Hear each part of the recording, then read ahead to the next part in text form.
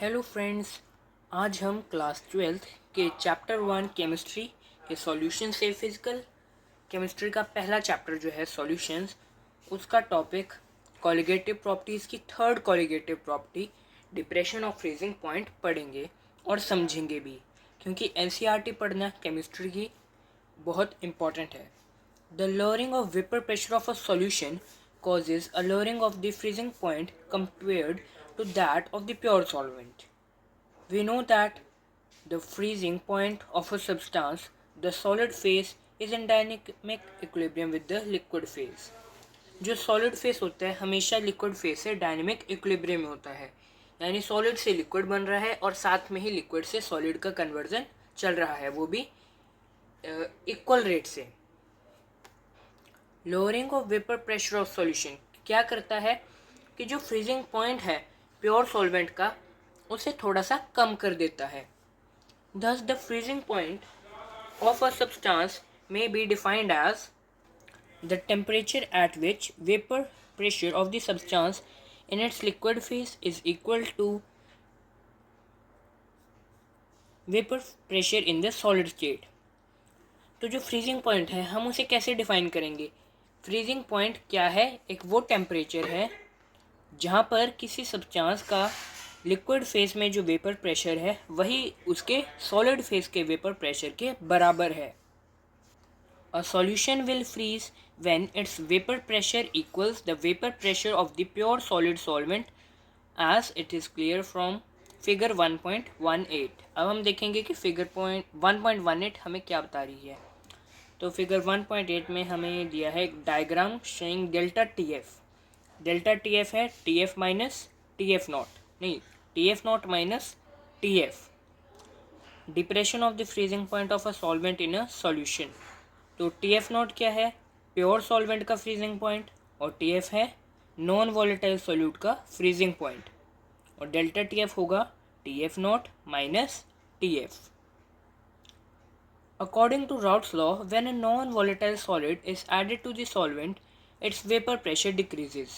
Raoult's law के according जब भी हम किसी सॉल्यूशन में नॉन वॉलेटाइल सॉलिड या सॉल्यूट को ऐड करेंगे सॉल्वेंट में, तो वेपर प्रेशर जो है वो कम हो जाएगा, and now it would become equal to that of the solid solvent at lower temperature. Thus the freezing point of the solvent decreases, जिस कारण जो सॉल्वेंट का फ्रीजिंग पॉइंट है वो कम हो जाता है। Let T F not be the freezing point of pure solvent and T F be its freezing point when non volatile solute is dissolved in it. The decrease in freezing point delta T F is equal to T F not minus T F is known as depression in freezing point. तो जो ये delta T F था वो है T F not minus T F, this minus this. T F not है liquid solvent का, तो liquid solvent minus solution का। Similar to elevation of boiling point, depression of freezing point, delta T F for dilute solution और ideal solution is directly proportional to molality M of the solution. हमारी जो second colligative property थी elevation in boiling point, उसी की तरह dilute solutions के लिए जो हमारा डिप्रेशन ऑफ फ्रीजिंग पॉइंट है वो भी मोलैलिटी के डायरेक्टली प्रोपोर्शनल है। Delta T F directly proportional M, और delta T F is equal to K F M.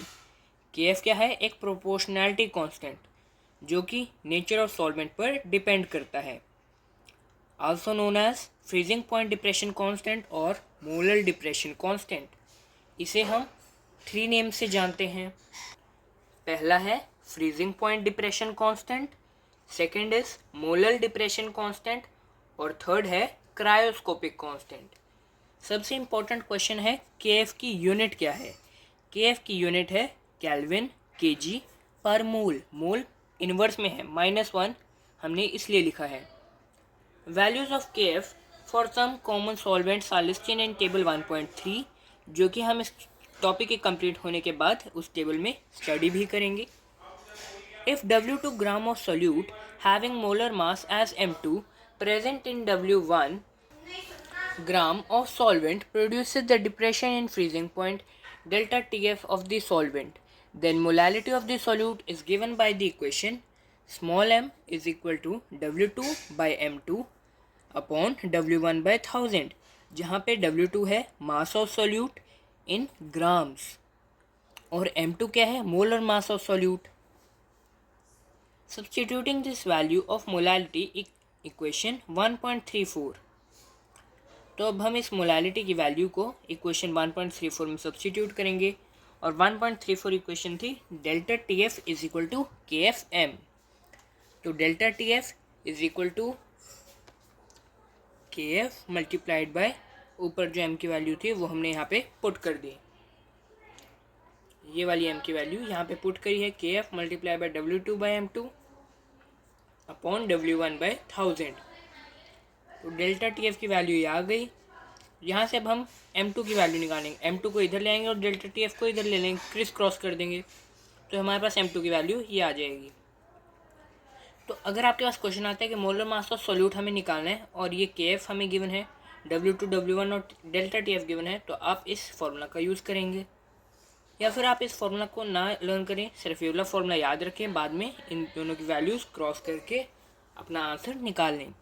Thus, for determining the molar mass of the solute, we should know the quantities W1, W2, delta TF along the molar freezing point depression constant.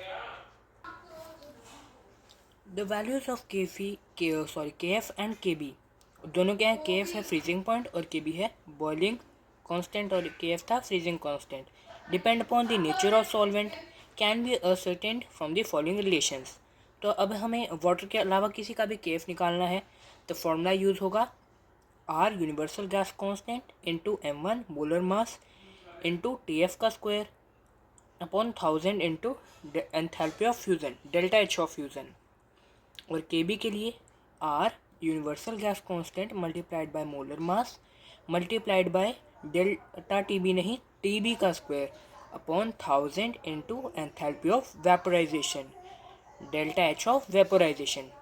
Water के लिए Kb की value है 1.86 kelvin kg पर मोल और freezing point की value है water के लिए 0.52 केल्विन kg पर मोल, जो हम अभी नीचे टेबल में भी पढ़ेंगे कि वाटर के लिए और बाकी सब्सटेंसेस के लिए Kf और Kb की वैल्यू क्या क्या है।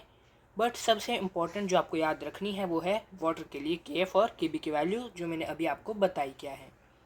Here the symbols R and M1 stand for R gas constant और M1 molar mass. TF and TB denote freezing point and boiling point in Kelvin. हमेशा केल्विन में पुट करेंगे हम इनकी वैल्यू। और डेल्टा H फ्यूज़न और delta H vaporisation है, enthalpy for fusion और एंथैल्पी फॉर वेपोराइजेशन।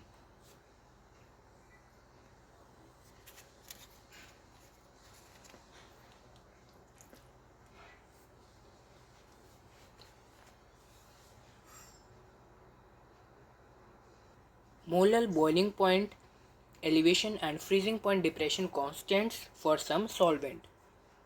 सबसे पहले वाटर के लिए एट 100 डिग्री सेल्सियस या फिर 373.15 केल्विन पे बॉइलिंग पॉइंट है और Kb की वैल्यू है 0.52 और फ्रीजिंग पॉइंट 0 डिग्री सेल्सियस पर 1.86 Kf की वैल्यू। इथेनॉल के लिए Kb है 1.20 और Kf 1.99।